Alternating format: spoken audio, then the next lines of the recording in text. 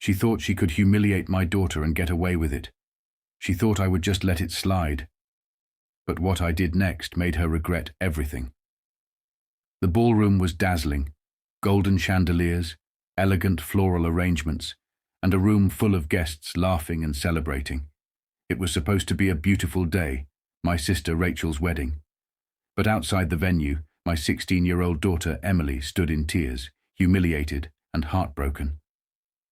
I clenched my fists, trying to stay calm. "What happened?" I asked, kneeling in front of her. Emily sniffled, wiping her cheeks. "Aunt Rachel said I wasn't part of the family and told me to leave." My stomach dropped. "She what?" Emily's voice trembled. "She pulled me aside and said this was her real family's wedding, that I wasn't welcome because I'm your stepdaughter." She looked down, ashamed. I didn't want to cause a scene, so I just left. Rage boiled inside me. Emily was my daughter in every way that mattered, and Rachel had just thrown her out like she was nothing. I took a deep breath, standing tall. If my sister wanted to treat my daughter like she wasn't family, then she was about to see just how wrong she was, and her perfect wedding. It was about to take a turn she'd never forget. I took Emily's hand and led her back toward the ballroom. If Rachel thought she could kick my daughter out of her wedding and get away with it, she had another thing coming. As we stepped inside, the reception was in full swing, guests laughing, music playing, champagne flowing. Rachel stood near the head table, basking in the attention, completely unaware that her perfect day was about to be ruined. I marched straight up to her. "Rachel, we need to talk, now." She turned, her smile immediately fading when she saw Emily beside me. "What is she doing here?" she hissed. I stepped closer, lowering my voice but making sure everyone around could hear. "You kicked my daughter out of your wedding, told her she wasn't part of the family. Do you have any idea how cruel that was?" Rachel scoffed, rolling her eyes. "Oh, please. I just didn't want any drama today. She's not really your daughter anyway." Gasps rippled through the nearby guests. Emily flinched, looking down, but I squeezed her hand. "Not this time." I turned to the room, raising my voice. "For everyone here who doesn't know, Emily is my daughter. Maybe not by blood, but in every way that matters. And if Rachel can't accept that, then she's the one who isn't part of this family." Rachel's face turned red. "You're making a scene," she hissed. I let out a cold laugh. "Oh, don't worry, I'm just getting started." Then I turned toward the wedding gifts table, and in front of everyone I picked up my envelope, the one containing the $10,000 check I had planned to give her as a wedding gift. I ripped it in half. The room fell silent. Rachel's jaw dropped. "What are you doing?" I met her gaze, my voice steady. "You don't get to treat my daughter like trash and still take my money." Murmurs spread through the crowd.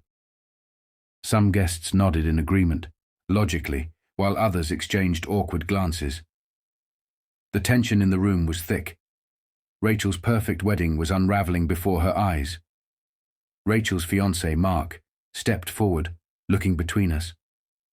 "Wait, what's going on?" I turned to him, my expression calm but firm. "Your new wife decided that my daughter, her own niece, wasn't part of the family and threw her out. So I'm making sure she understands exactly what that means." Mark's face paled. He clearly had no idea. He turned to Rachel. "Tell me that's not true." Rachel huffed, crossing her arms. "I just didn't want distractions today. She's not even your real—" I held up a hand. "Don't finish that sentence." Then I turned back to the guests. "If anyone here thinks it's okay to treat a child like an outsider, feel free to stay and celebrate with Rachel." I gave a pointed look to our relatives.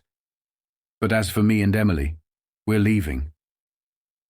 I took my daughter's hand and started walking toward the exit, but to my surprise, we weren't the only ones. First, my parents stood up, then my cousins, then several family friends. One by one, people put down their drinks, grabbed their gifts, and walked out.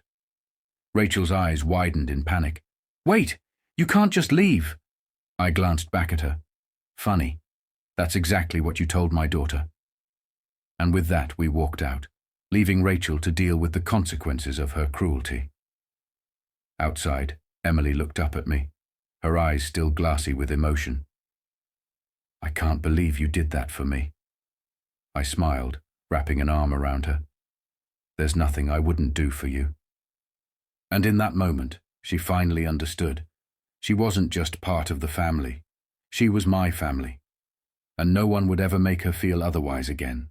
1 year later, the sun shone brightly as guests gathered in the backyard of my home, laughter and chatter filling the air.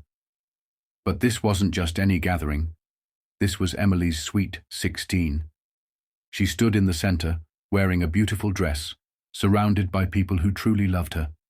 The same family who had walked out of Rachel's wedding that day stood beside her now, proving exactly where loyalty belonged. As I watched her blow out the candles on her cake, my mother nudged me. "You did the right thing, you know." I smiled, watching Emily beam as she hugged her friends. "I know." Rachel had tried to reach out a few months after the wedding, mostly to complain about how many people had cut ties with her after what happened.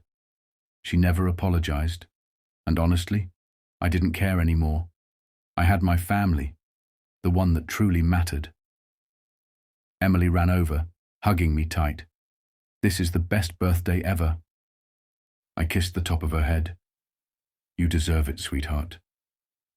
Because no matter what Rachel had said that day, Emily had always been family, and she always would be. 5 years later, the banquet hall buzzed with excitement as guests mingled, laughter filling the air. Tonight was a big night, Emily's college graduation party. She stood at the center of the room, glowing with happiness, surrounded by the people who had always stood by her. The family who never questioned whether she belonged. I raised my glass, clearing my throat. "Everyone, I'd like to say a few words."